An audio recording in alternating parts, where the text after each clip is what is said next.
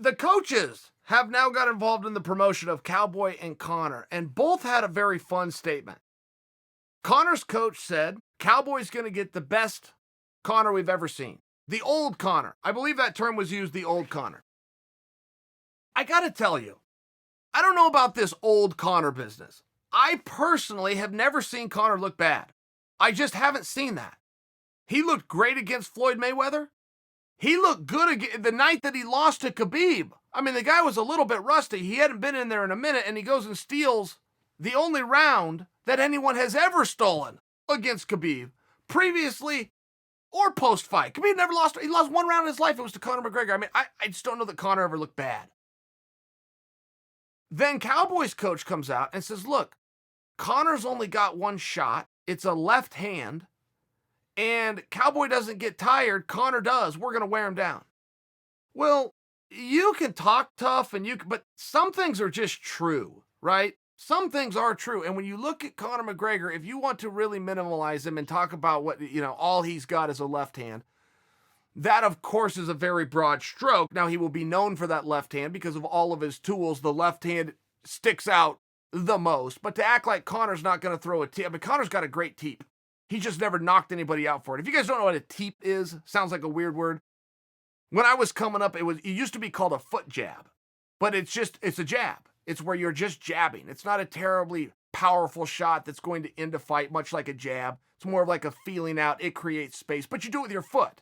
You bring your foot to the guy's abdomen. It's very difficult to see. Chad Mendes I talked to Chad privately after he fought Conor, and he talked about this was a problem. It was perfectly straight. It was very fast. It kept hitting me in the stomach. The straightness part, just hard to see. Conor's so good with distance. Boom, he brings that in. He hits you with 4, 5, 7, 8, 9 of those. All of a sudden, you're feeling it, and your energy's a little bit out. But Chad had paid him a compliment, talked about this teep, this foot jab. I bring that up because to act as though Conor only has a left hand would not be true. But when you have the skills of Cowboy Cerrone, when you have the stand-up ability and the stand-up defenses of Cowboy Cerrone, you're not getting hit with very many things. That would be very fair for Cowboys coach when he talks about all Conor has is a left hand. I think what he's saying is for my athlete, the only thing that we need to worry about and respect is a left hand. And there's ways to deal with the left hand. Most guys will tell you to circle away from it. Some coaches will tell you circle right into it, just watch it. Just know as you're circling into it that it's coming. Conor appears to me to be so fast and to do such a good job with distractions, whether it's with his hips, whether it's with his hand. He's always doing something to get you to look at it, boom, before he throws a left hand. Even in the fight with Eddie Alvarez, and I know he looked very cool doing it, but putting his hands behind his back and putting his chin out there, as cool as that might have looked, that was a strategy to get Eddie to go, what the hell's he doing? I've never seen this before. Nobody's ever done this to me in the ring. Nobody's ever done this to me in practice. And it buys you about a fourth of a second, right? Just a little quarter second, a little blink in time. But boom, that's what he uses as a setup. I had a coach who used to tell me, if you don't think a half a second is a long time, I want you to go home, turn your stove on until the burner's red hot. Then put your hand down on that burner for half a second. Come back and tell me that wasn't a long time. Now, before anybody goes and fires up their stoves, I think you understand the concept there. So when I'm talking about Conor can buy himself with some of these feints and flinches, he can buy himself a quarter of a second, a beat, a half a second. That's a really long time in fighting, and that's all that he needs. But I do think it is very interesting. It does remind me, I'll give you guys another example.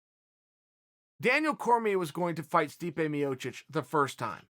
And I was all Stipe. Stipe's going to beat, Stipe's just too big, and Stipe's on too big of a run, and he just understands the weight class, and Daniel's changing, and he's going to be carrying this extra weight around. Stipe. The day before the weigh-ins, which is where the fighters go and do their open workouts, Daniel does an open workout. He takes the microphone, and he says, hey guys, I'm a 2.5 to 1 underdog, and you might want to go place your bets. You need to understand, I've never lost a fight at heavyweight. I've never lost a wrestling match at heavyweight. I've never even lost a round at heavyweight. And all of a sudden I stand back and go, oh my goodness, that's true. True, true, and true. I followed his amateur wrestling career. I remember the year when he moved up to heavyweight. I remember the match he had with Steve Mocco. I remember the score was 1-0. Oh my, Daniel's never lost. That was real. Fighters lie, coaches lie, everything lies. Numbers don't lie. And Daniel just laid out 3 sets of numbers, which makes him a pretty good bet as a 2.5 to 1 dog. I just remember that time, and I'm kind of having a similar moment listening to Cowboy's coach. When Cowboy's coach comes out and says all Conor has is a left hand, Donald doesn't get tired, we're going to tire him out. I mean, there's a lot of truth here. You go look at their records, and this is off the top of my head. I haven't looked at it. But off the top of my head, Conor's only won 2 fights ever that went to a decision. First fight against Max, and his second fight against Nate. I don't recall Conor ever going to a decision and having to win that way. I don't recall Conor ever winning by submission, and if he did, it wasn't in the UFC. It might have been at one of the smaller shows on his way up, but I don't remember that happening. I don't remember Conor winning by ground and pound. As a matter of fact, I don't really remember Conor winning any way that wasn't by knockout. Now, knocking a guy out is a damn good way to win a fist fight. No way around that. But if you were to just look at numbers and go back to Cowboy's record, boy, he's won between everything in between. Whether it was a decision, whether it was a knockout with his hands, a knockout with his feet, ground and pound, submissions, every which way. He submitted guys with knee bars. He submitted guys with arm bars, with triangles, with gi. I mean, he's won a fight every possible way you can win a fight. Is that relevant? I think a little bit, yeah. There was a stat on Vitor, and this is off the top of my head, but I had a lot of teammates that fought Vitor. So Vitor was always in my sights, and I was supposed to fight Vitor. I mean, I've been studying Vitor for a long time, whether it was for a teammate or for myself. But there was a stat on Vitor that he had never gone to a decision and won. As a matter of fact, Vitor had never even gone to the second round and won. Now, there was one exception to that, where he had a fight that was like 7 minutes long with Terry Martin. He knocked him out of the second round. But as a matter of fact, Vitor never had a fight where he hadn't knocked you out within the first 3 minutes. And there was just something about that where if you looked at the numbers, you realize, I got hell coming at me. According to the numbers, I got hell coming at me for the first round. But if I can get out of that round, things start to get a little bit better. And if I can get out of that round, get to the 3rd round, 4th round, or 5th round, at least according to the numbers, I start taking over.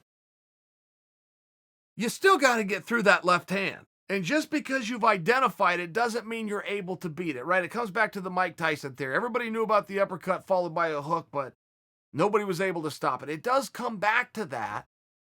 But I think that Cowboy's coach brings up a point similar to the one that Daniel Cormier brought up, where you can't really ignore that. And by the way, Cowboy's getting spotted 15 pounds. And we can say these guys are both 155-pounders all we want. I can tell you this, Conor McGregor will not weigh in at the contracted weight of 171. I don't know what he'll weigh in at, but he will definitely be in the 60s. He will be several pounds underweight. I predict he'll be about 164. Donald Cerrone, if it's 171 pounds, is going to weigh in at 171 pounds. So while Donald Cerrone can make lightweight and makes lightweight every time he's asked to, he's also a full-sized welterweight. I think it's relevant. I don't think enough has been made of the weight here. And I do think if you look at the numbers and juxtapose that against what Cowboys' own coach said, which is, look, we're very aware of the left hand. We're going to watch for the left hand. We're ready to eat a couple of left hands. If you look at it like that, you at least have to come away and say, okay, everybody knows what they're getting into. Everybody's done their homework. Everybody's studied the other guy. Let's go see the fight.